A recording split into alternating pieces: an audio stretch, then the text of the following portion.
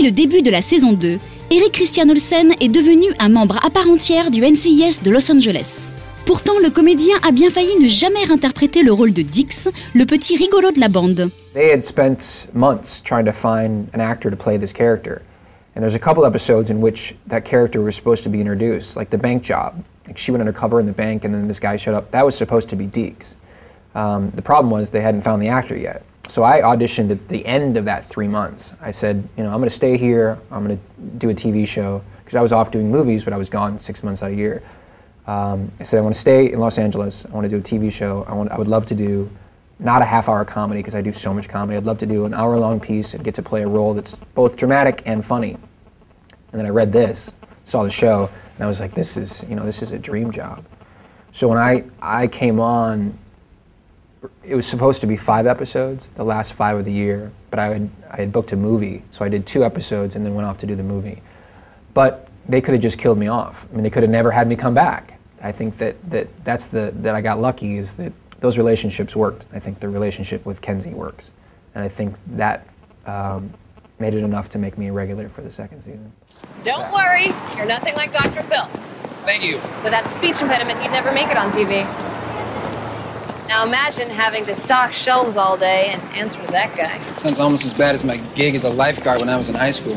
Sorry, shouldn't you have loved that? Well, I was at a pool, got to have a god complex, plenty of skin, all true. But I was working at a YMCA, so I had to watch senior citizens perform water aerobics. Oh, There's this woman, I'll never forget her, Gertrude Norland. She was a big woman, skin condition, overly flirty. Did she ever, Pretend to be choking, so I would have to perform CPR? Yeah, she did. All the time. It's probably the most action you saw in high school. You know what? And that is why I don't open up to you. Right there. Hey. Hey. Et justement, la relation entre Deeks et Kenzie, jouée par Daniela Rua, est explosive et donne régulièrement lieu à de vraies scènes comiques. Cette alchimie entre les deux comédiens est apparue dès leur première rencontre. Enfin, presque. The first thing, so I go to a table read. Table read is when we all sit around and read it in front of everybody. So there's like 200 people, it's all CBS, and everybody's sitting there going, oh, this kid better be good. And she walks up, and no hello. The first thing she says is, so I hear that Deeks is supposed to be tan and muscly. What are you doing about that?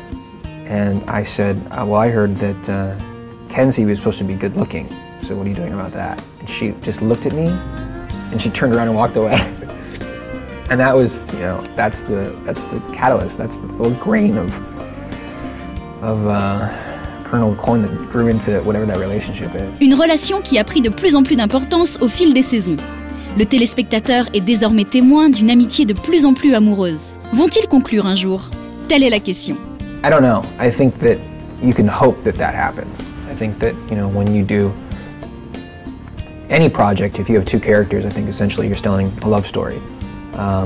And I think that with this, the hope is that they would have chemistry, that it would be successful, and that as an audience, and even when I watch it myself, I want them together. Like, I can't even separate it. I mean, I guess I do separate it, is that when I watch those 2 characters, I go, of course they should be together. I mean, they're perfect. They are, that relationship is symbiotic. Symbiotic? Take that back. Vikings on the 35. Packers up by 2. Let's see what you got. Do it. Where is it? Oh! Blocked. Oh, that was for the win. Where is it? Well, judging by how hard you swatted it, it'd say Bangladesh. Where's Charlene? My car? Your challenger? So you do have it? Okay, dude, you're starting to freak me out a little bit here. If I find out you're behind this. What am I be? What? Charlene is a 1970 Challenger Sam's been restoring for the last 10 years. It was stolen last night. Oh. That's horrible. Yeah, big guy's heartbroken. Une symbiose qui existe d'ailleurs réellement depuis le début de la 2e saison et l'arrivée de Deeks. Le personnage a amené une forme d'équilibre au sein de la série. Sam's character is a Navy SEAL. He's, by the book, as tough as it goes. Callan's character, super serious, lone wolf, undercover, operative. There's got to be some kind of balance to that. And I think that's, where the writers really, struck a successful chord is finding that in Deeks. And he does that. I mean, he gets some great one-liners especially towards the end of season 2. I mean, there's some fantastic kind of episodes where there's some really funny stuff. And there's some really dark and dramatic stuff too. All the kind of the layers of Deeks happens in the second part of season 2. A lot of people say, well, he doesn't seem to care that much, and it's not that at all. I think he uses it as a shield. I think it's a form of kind of self-preservation, because you know, you don't have to deal with the emotional consequences of what they do, which at the end of the day is killing people. A lot of people. We shoot people like every episode. What's interesting about this kind of show is that so much of it early on was action, buddy comedy, or so much undercover work, but I think that what makes these shows successful, what gives them longevity, I think using the mothership, NCIS as an example, is that without those relationships, everything else is inconsequential. It's just action for action's sake. And if you're undercover but you don't care about the character in the first place, why are you watching? So I think that in season 2, you know, as it's really kind of hit its stride, it's about developing those, and I think that's why the ratings have gone up so much. Et en parlant d'audience, justement, NCIS Los Angeles est la deuxième série la plus suivie de la télévision américaine et un des shows les plus populaires dans le monde. It's crazy. It's crazy, because I've done a lot of film and a lot of television, but I mean, this is everywhere you go. People watch it, and you know, I'm going around Paris taking pictures of buildings, people coming up to me and saying, hey, we watched the show.